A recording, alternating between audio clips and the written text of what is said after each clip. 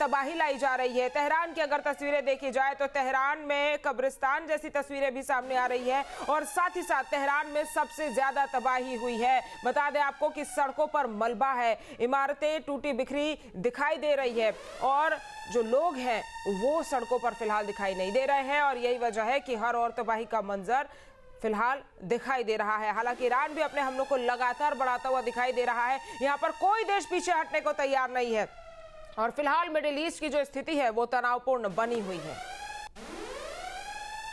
और ईरान के air space में घुसे 120 fighter jet, US Israeli fighter jet ने ईरान में भारी बमबारी की है।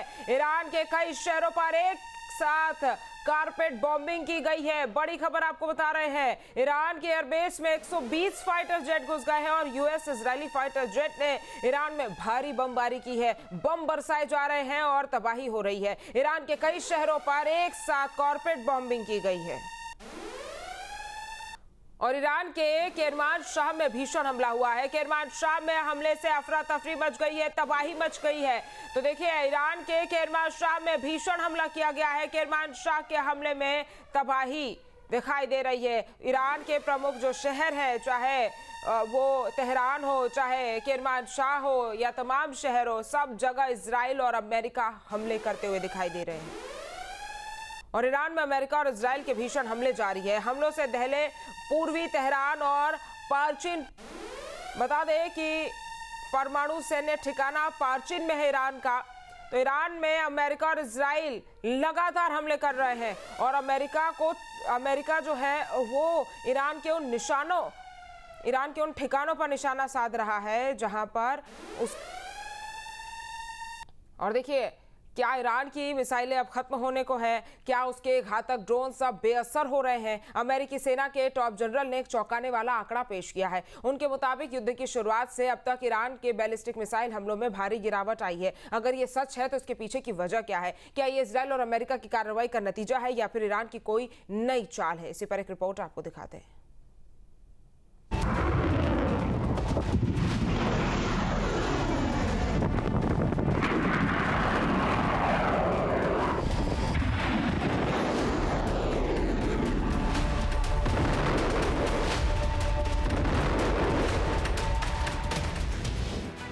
क्या युद्ध के छठे दिन बढ़ गई है ईरान की परेशानी?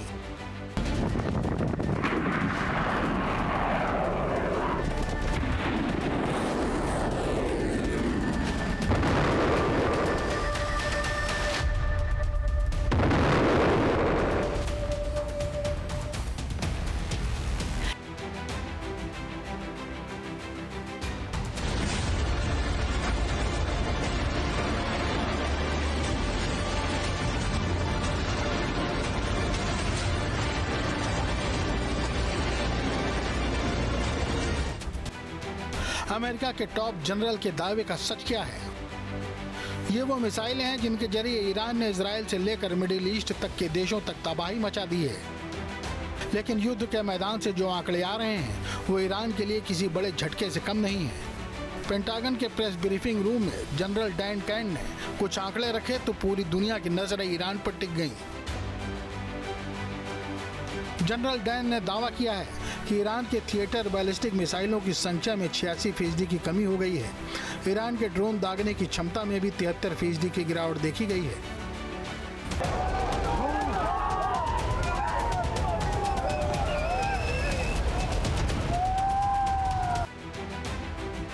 यानी जो ईरान हर रोज सैकड़ों मिसाइलें दागने की कुव्वत रखता था वो अब बैकफुट पर नजर आ रहा है। लेकिन जनरल डैन के दावे में कितनी सच्चाई है अभी कुछ कहा नहीं जा सकता। 28 फरवरी को अमेरिका और इजराइल के हमले के बाद ईरान ने जवाबी कार्रवाई शुरू की थी। युद्ध के 6 दिन हो चुके हैं। इन दिनों के अंदर ईरान ने मिसाइलों और ड्रोन के जरिए इजराइल से लेकर अमेरिकी बेसों तक बारिश कर दी। युद्ध शुरू होने से अब तक ईरान 500 से ज्यादा बैलिस्टिक मिसाइलें दाग चुका है। 2000 से ज्यादा ड्रोन इजरायली और अमेरिकी सुरक्षा घेरे को भेदने के लिए भेजे। शुरुआत में ईरानी रोजाना 300 से 500 ड्रोन लॉन्च कर रहा था, जो अब घटकर काफी कम रह गए हैं।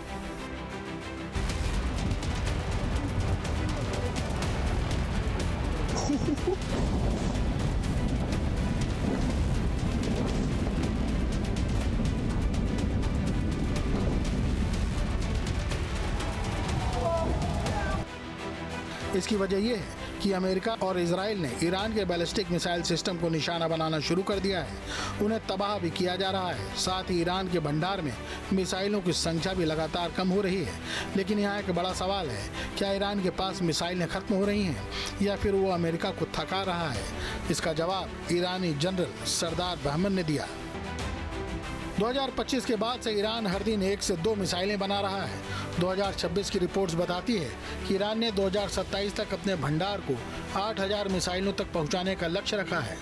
मार्च 2026 तक ईरान के स्टोरेज में अनुमानित तौर पर 2500 से 3000 मिसाइलें थीं। ईरान के दावों के मुताबिक उसके पास न तो मिसाइलों की कमी है और न ही ड्रोन की।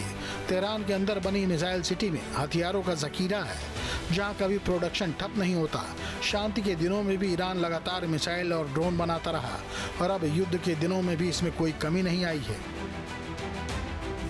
दूसरी तरफ जानकारों का मानना है कि मिसाइल लॉन्च में 86% की गिरावट ईरान की कमजोरी नहीं बल्कि उसकी चुनिंदा स्ट्राइक की रणनीति हो सकती है। वे अपनी कीमती भंडार को अब बड़े और अहम टारगेट के लिए बचा रहे हैं।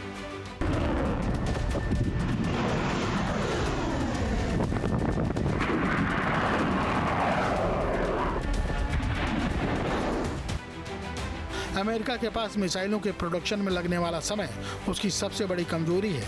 लेकिन अगर ईरान अपने जेट ड्रोन से अमेरिका को थका देता है तो एक समय ऐसा आएगा जब अमेरिका के पास हमला रोकने के लिए ढाल ही नहीं बचेगी। कुछ जानकारों ने यह भी चिंता जताई है कि अमेरिका और इजराइल के पास एयर डिफेंस इंटरसेप्टर का स्टॉक कम पड़ सकता है। दूसरा सवाल ईरानी ड्रोन और मिसाइलों की लागत और अमेरिकी इंटरसेप्टर की लागत को लेकर भी उठ रहे हैं। ईरान का एक शाहिद ड्रोन बनाने में महज $20,000 का खर्च आता है, लेकिन जब अमेरिका इसे मार गिराने के लिए अपनी पैट्रियट PAC-3 या SM-3 मिसाइल दागता है तो एक झटके में अमेरिका के $4 मिलियन यानी करीब 33 करोड़ रुपए स्वाहा हो जाते हैं।